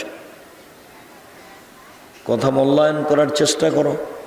মুরব্বী আপনারা খেয়াল করবেন, প্রতিদিন না হলে 1 লাইন কোরআন মাজিদ পড়েন, 1 লাইন। কিছুই যদি না পারেন তো সূরা ইখলাস পড়েন, কয়বার? 3 বার। হাদিস বুখারী মুসলিম। 3 বার পড়লে একবার কোরআন মাজিদ পড়ার সমান নেকি পাবেন। নেকি ব্যাগ ভর্তি করে নেন। আল্লাহ নবী বলছেন যে মা মাররাত শাতুন বিইবনি আদম, আদমের ছেলে মেয়ের উপরে 1 মুহূর্ত, 1 মিনিট পার হয়, ওলাম ইয়াজকুরুল্লাহ ফিহা, সেখানে আল্লাহকে ডাকে না, ইল্লা হাসরা আলাইহা ইয়াউমাল কিয়ামাহ, 1 মিনিটের জন্য ওই লোকটা বিচারের মাঠে দুঃখ করবে। ওহরে, ওই মিনিটটা যদি একটু কাজে লাগাতাম, ওই মিনিটটা যদি একটু সুবহানাল্লাহ বলতাম, ওই মিনিটটা যদি একটু ইখলাস বলতাম, পড়তাম, তাহলে যে কত সুবিধা হতো। আরে ইন্না লিল্লাহি ওয়া ইন্না ইলাইহি, এই বলে দুঃখ আফসোস করবে কবে? বিচারের মাঠে। যে এই সময়টা দোকানে বসে আড্ডা পিটিয়েন না, অল্প হলে একটু কোরআন মাজিদ পড়েন, আর স্ত্রী মেয়েকে কন্ট্রোলে রাখার চেষ্টা করেন, না হলে আপনার তাহাজ্জুদ, হজ কিচ্ছু কুলাবে না, ওর কারণে আপনাকে জাহান্নামে যেতে হবে। অতএব চিন্তা ভাবনা করে সংসার করেন। আর একটু জামিয়া সালাফিয়া ডাঙ্গিপাড়া, পবার রাজশাহী জামিয়া সালাফিয়া, রূপগঞ্জ, নারায়ণগঞ্জ, ঢাকা, এই প্রতিষ্ঠানের জন্য দোয়া করবেন। আমার মনে বড় সাধ, এদেশের মাটিতে আমি উন্নত মানের প্রতিষ্ঠান গড়বই ইনশাআল্লাহ।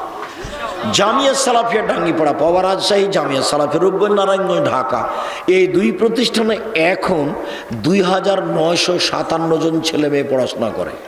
প্রায় সবাই আবাসিক, প্রায় 3000 ছেলে মেয়ে থাকে, তার 535 জনই এতিম ও অসহায়, তার 115 জন শুধুই এতিম, যাদের খাওয়া খরচ দেশের জনগণ মুসলিম ভাই বোন বহন করে থাকেন।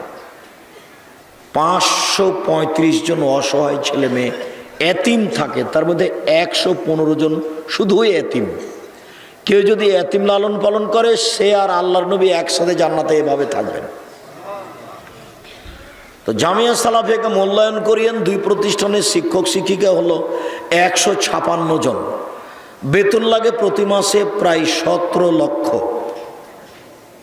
17 লক্ষ বেতন লাগে। আপনাকে আমি দোয়া করার জন্য বলছি, বেতন ভার বহন করতে আপনাকে বলি না, মানে আমিও পারবো না, আপনিও পারবেন না, বিত্তশালীও সাহস করবে না। ওটা আল্লাহ ব্যবস্থা করেন, কিভাবে করবেন ইনশাআল্লাহ। দোয়া করার জন্য বলছি। আর যাওয়ার পূর্বে সব বইগুলি নিয়ে যাবেন, বিশেষভাবে মাসিক আল ইতেসাম পত্রিকা। মাসিক আল ইতেসাম পত্রিকা জামিয়া সালাফের মুখপাত্র পত্রিকা। 10 জন মুফতিদের লেখা হয়, 50টা প্রশ্নের উত্তর আছে। এছাড়া আর যদি কোনো আব্দুল্লাহর বই আছে, মিন্নাতুল বারি, পৃথিবীতে বাংলা ভাষায় এক অদ্বিতীয় বুখারীর গ্রন্থ, তার বাংলা ব্যাখ্যা মিন্নাতুল বারি।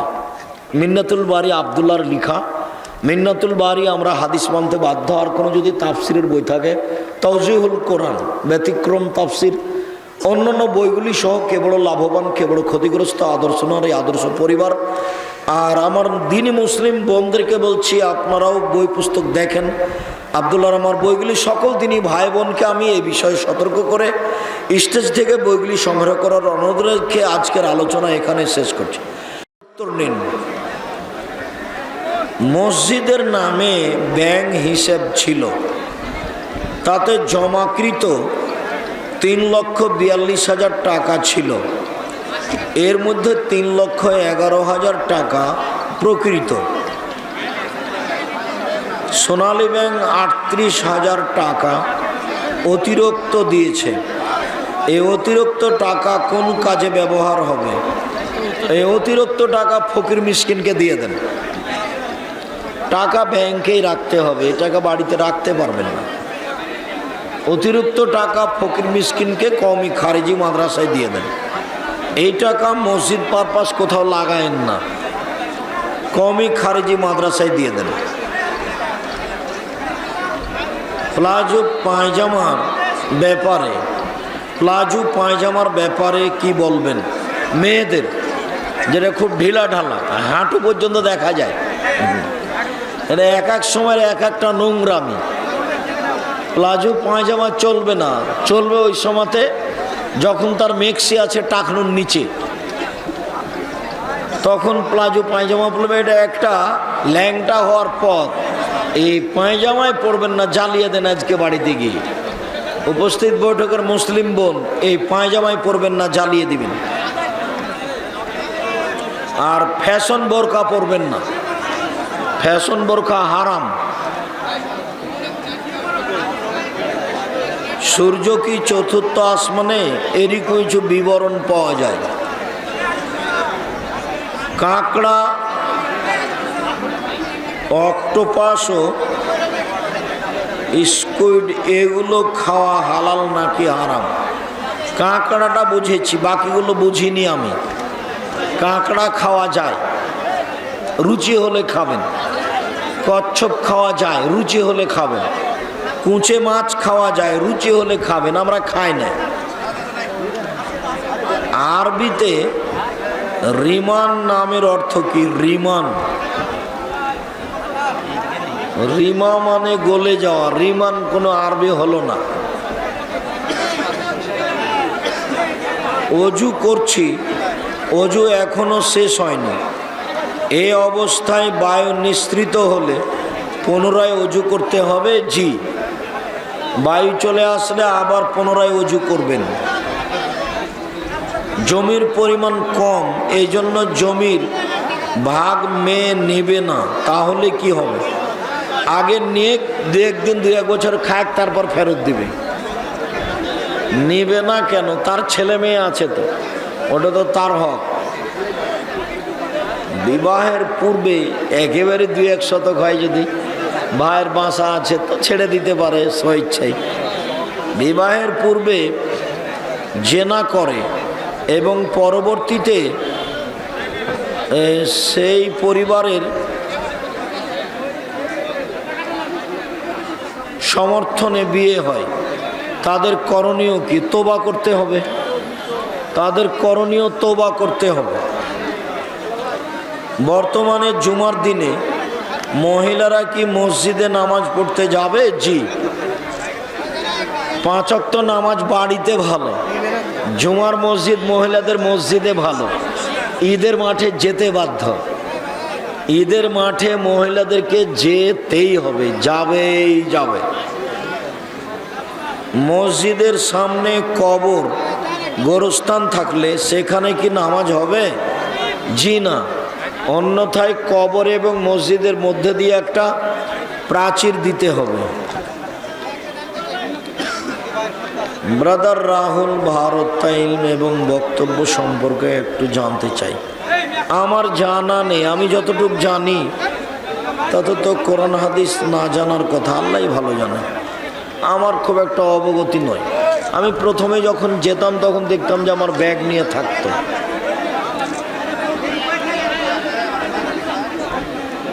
তবে চালচলন ভালো, কথা ভালো।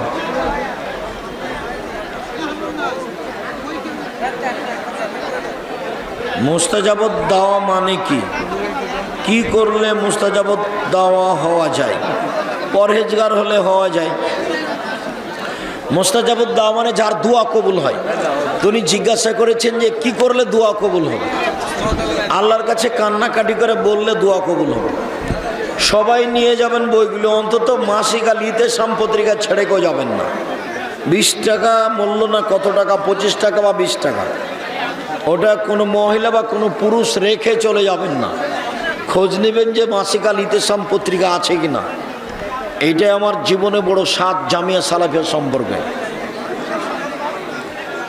ইসলামী বিধান মোতাবেক 7ম দিনে আকিকা না দিতে পারলে আকিকা পরে করতে হবে না। 7 দিনের পরে আকিকা নেই, 14 দিনে নেই, 21 দিনে নাই, জীবনে একদিন নেই। আপনারা যারা মাহফিল করেন, যে হাদিয়া নেন, এটা কি হালাল না হারাম? তোমাকে কেমন লাগে?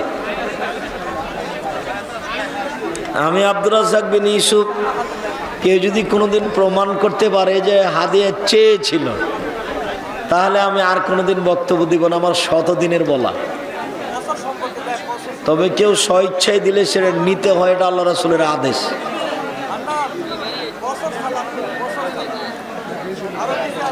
ও অক্টোপাস, স্কুইড, সামুদ্রিক প্রাণী খেতে পারবেন, কোনো সমস্যা নেই, খান। আব্দুল্লাহ জাহাঙ্গীর বলেছেন, ইসলামে কোনো কাজ বা ইবাদত যেটা রাসূল করতে বলেনি সেটা করা জরুরি মনে করলে তা বিদআত হবে। আপনার মত কি? জরুরি মনে করুক আর হালকা মনে করুক, সেটা বিদআত। সন্তান জন্ম দিতে অপারগ ব্যক্তি নাকি দায়ুস? জি না, সন্তান জন্ম দিতে পারে না। যে যার সন্তান হয় না সে দায়ুস, কথাটা মিথ্যে। দায়ুস নন, হওয়া না হওয়া আল্লাহর ইচ্ছে। জন্মের 7 দিনের মধ্যে আকিকা দিতেই হবে। কুরবানির চেয়ে আকিকা অনেক গুরুত্বপূর্ণ। কুরবানি হলো নেকির কাজ, আর আকিকা হলো বাপের জিম্মেদারি। আপনার ড্রাইভার নাকি টাকা চুক্তি করে? আমার ড্রাইভার যদি টাকা চুক্তি করে তাহলে সে ড্রাইভার রাখবো না। তুমি অপবাদ দিচ্ছ নাকি? আমার ব্যাপারে কথা বললে একটু লজ্জা করিও, আর সাহস অত তাড়াতাড়ি করিও না, একটু লজ্জা করিও। কারণ আমার ব্যাপারে কথা বললে তোমাকে পরাজয় হতেই হবে, হতেই হবে। আমার কথা ও কর্মের মাপ আছে, 19-20 নেই, পরিবার সহ। সর্বপ্রথম হিজরি কত সালে পর্দার কোন আয়াতটি কি ঘটনাকে কেন্দ্র করে অবতীর্ণ হয়? এখন আমি জানি না। কেন যে তুমি ওই জিজ্ঞাসা করছো? তোমার বুদ্ধি কম মনে হয়। মসজিদে সূত্রা ব্যবহার করা যাবে কি? জি না, মসজিদে সূত্রা ব্যবহার করা যাবে না। মসজিদে সূত্রা দিয়ে ভর্তি করেছে, নওগাঁয় যায় দেখেন, হানাফি মসজিদে সূত্রা দিয়ে ভর্তি করে রেখেছে। কত বড় নোংরা ঢং! আর একজন সূত্রা নিয়ে তার সামনে রেখে দিয়ে চলে যাচ্ছে। আরে পৈতৃক সম্পত্তি, নিজের ব্যাপার। হ্যাঁ, টুপিও খুলে দিয়ে রেখে দিয়ে চলে যায়। দল করা কি ইসলাম সমর্থন করে? জি না, করে না। দল করলে তো সংকীর্ণ হয়ে যাবে মন, আর একজনের বদনাম করবে।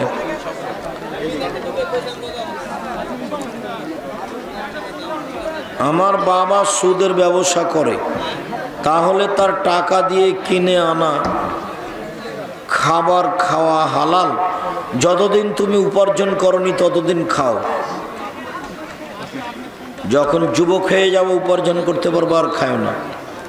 বিয়ের আগে কি প্রেম করা যাবে? হারাম নোংরা কথা জিজ্ঞাসা করো কি করে?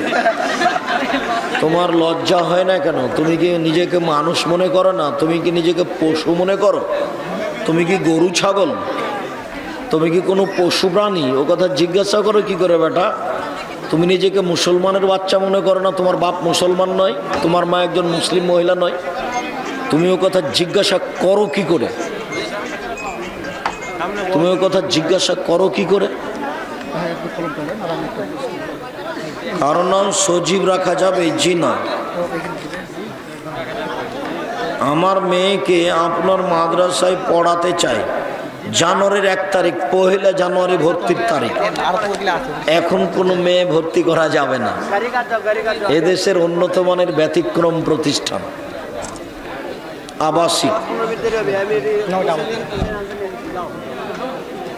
বছর কসর সালাত কি রাসূল সাল্লাল্লাহু আলাইহি সাল্লাম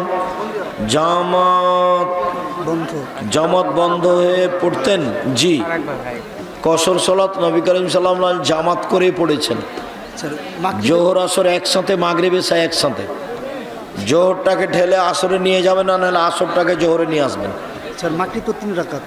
মাগরিবটাকে এশায় নিয়ে যাবেন, আর এশাটাকে মাগরিবে নিয়ে আসবেন, অসুবিধা নাই। মাগরিবের কোনো কসর নেই, 3 রেখাতই ফরজ, বা সুন্নাত পড়তে হবে না। জোহরের 2 রেখাত, আসরের 2 রেখাত, এশা 2 রেখাত। একাকি সালাত আদায় করলে একামত কি দিতে হবে? জি, একামত দিতে বাধ্য, দিতেই হবে। একা একাই সালাত আদায় করলে পুরুষ নেই, সবাইকে একামত দিতে হবে। শেখ, বাবা তার মেয়ে বিবাহ পড়াতে পারবে? জি, আমি তো বিবাহ পড়ালাম সেদিন। বাবা তো বিবাহ পড়াবে, এই তো আসল ব্যক্তি, আর কে পড়াবে? চায়নার মসজিদে জুমার নামাজ বর্তমানে নিষেধ, এখন নিজেরা জামাত করে খুতবা দিয়ে আদায় করা যাবে কি? জামাত না হলে খুতবা হবে না, তাহলে জোহর পড়তে হবে। 2-4-5 জন হলে আচ্ছা। জি, অজু কিভাবে সম্পূর্ণ করা যাবে? 3 বার করে সব অঙ্গ ধুইবেন। আমি আহলে হাদিসের লোক, হানাফি ইমামের পিছনে সালাত আদায় করি, তাতে আমার সালাত কবুল হবে কি? নিয়মিত করা যাবে না তো, মানে আকীদার ত্রুটি আছে। কোনো সময় করে নিলে পুনরায় নামাজ পড়তে হবে না। আসসালামু আলাইকুম। মহিলাদের চুল ক্রয় বিক্রয় করা হারাম। মহিলাদের চুল ক্রয় বিক্রয় হারাম। জানাজার নামাজের পর লাশ বহন করে নিয়ে যাবার সময় 3 বার ঘাট থেকে নামাতে হবে, কথাটি হারাম। কাঁধ পরিবর্তন করতে হবে, কথাটি হারাম। সব বেদাত। প্রয়োজনে 10 বার নামাবো, প্রয়োজনে 10 বার কাঁধ পরিবর্তন করব, 3 বার বলে হিসাব নেই। নামাতে হবে, এই হিসাবটাই না যায়, হারাম। প্রয়োজনে নামাবে। আসসালামু আলাইকুম। আকিকার পশু ছেলেদের জন্য একটি দিলে হবে? হবে। ব্যাংকের লভ্যাংশ দিয়ে টয়লেট নির্মাণ করা যাবে? যেতে পারে, নিজের নয়, নিজের লাগবে না, মসজিদেরও করতে হবে না, মাদ্রাসার করা যায়, মসজিদের কোনো কাজে লাগাবেন না। দেনমোহর পরিশোধ না করে স্ত্রীর সাথে সহবাস করা যাবে? যাবে, দেনমোহর দিতে হবে। বাংলা খুতবা নিয়ে ওরা আপনার পিছনে লেগেছে, সে সম্পর্কে বলবেন কি? আমার কারো ব্যাপারে বলার প্রয়োজন নেই। আমি আমার জীবনে কাউকে সামনে রেখে এক বাক্য বলিনি। যে আমার পিছনে লেগেছে তার জ্ঞান গরিমা থাকলে পিছনে লাগতো না, ওর পিছনে লাগার কি? এই ছেলে, আজকে যে কয়েকটা হাদিস বলেছে, আজকে অল্প সময়ে তোমার ওই হুজুরের পুরো জীবন চ্যালেঞ্জ থাকলো। পুরো জীবনে অতটা হাদিস বলেনি, কোনোদিন বলতে পারবে না।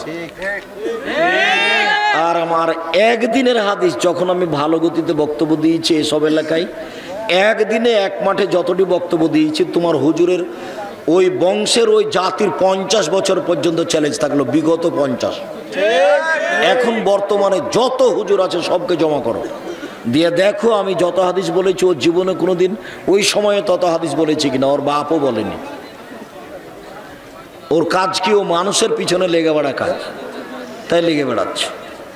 আমার প্রয়োজন হয় না। আমাকে একদিন চাপ দিয়ে বলছে, একজনের নাম উল্লেখ করে, যে এত বলে আপনি একটু মুখ খুলেন না। বলে আমি তার নামটা নয় ঘৃণা করি। যারা আলেম ওলামার পিছনে লেগে বেড়ায় তারা নিজেকে আলেম বলতে পারে কি করে? ও মানুষই নয়, একজন অমানুষের মধ্যে গণ্য। কারো অসুবিধা হলে আমাকে পরামর্শ দিতে পারে। আব্দুর রাজ্জাক সাহেব সেই হাদিসটা বলেছিলেন, এই হাদিসটা ভুল, অনুবাদ ভুলে, সেটা বলতে পারে কারো সাহস থাকলে। মক্কা শরীফে মসজিদুল হারাম, মসজিদুল আকসা, মসজিদুল নববীতে কোনো পদ্ধতিতে সালাত আদায় করা হয়?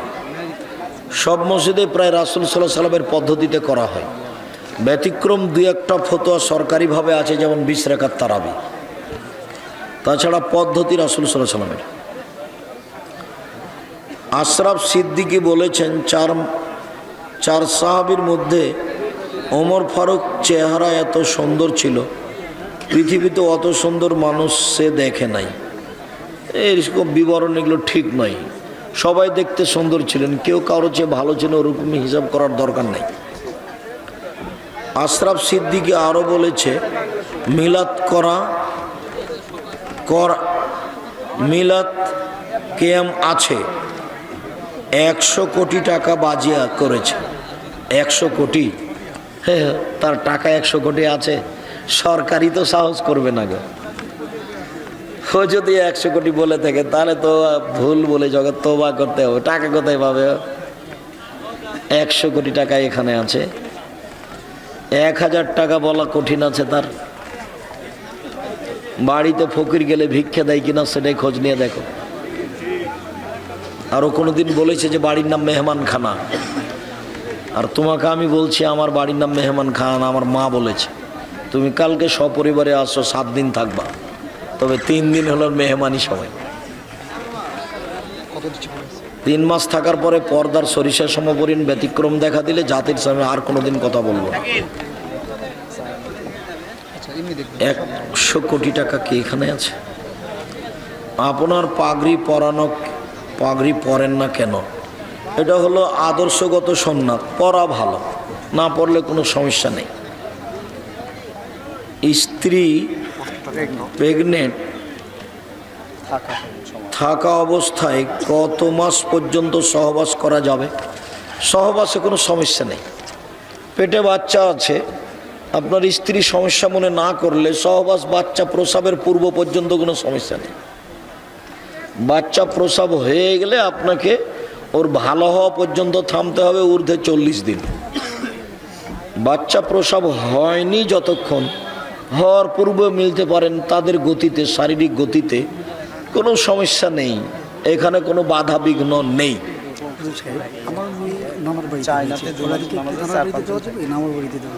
উনি জিজ্ঞাসা করেছেন যে তার মেয়ে হয়েছে ওর নানার বাড়িতে, তা আকিকা কোথায় দেবে? যেখানে সহজ হয়, বাপের বাড়িতে বা নানার বাড়িতে বা কোনো দেশে যেখানে সহজ হয়, সমস্যা নেই। হতে হবে 7 দিনের দিন। মাথার চুল 7 দিনের দিন কামাতে হবে। আসসালামু আলাইকুম, আমি আপনার কথা শুনে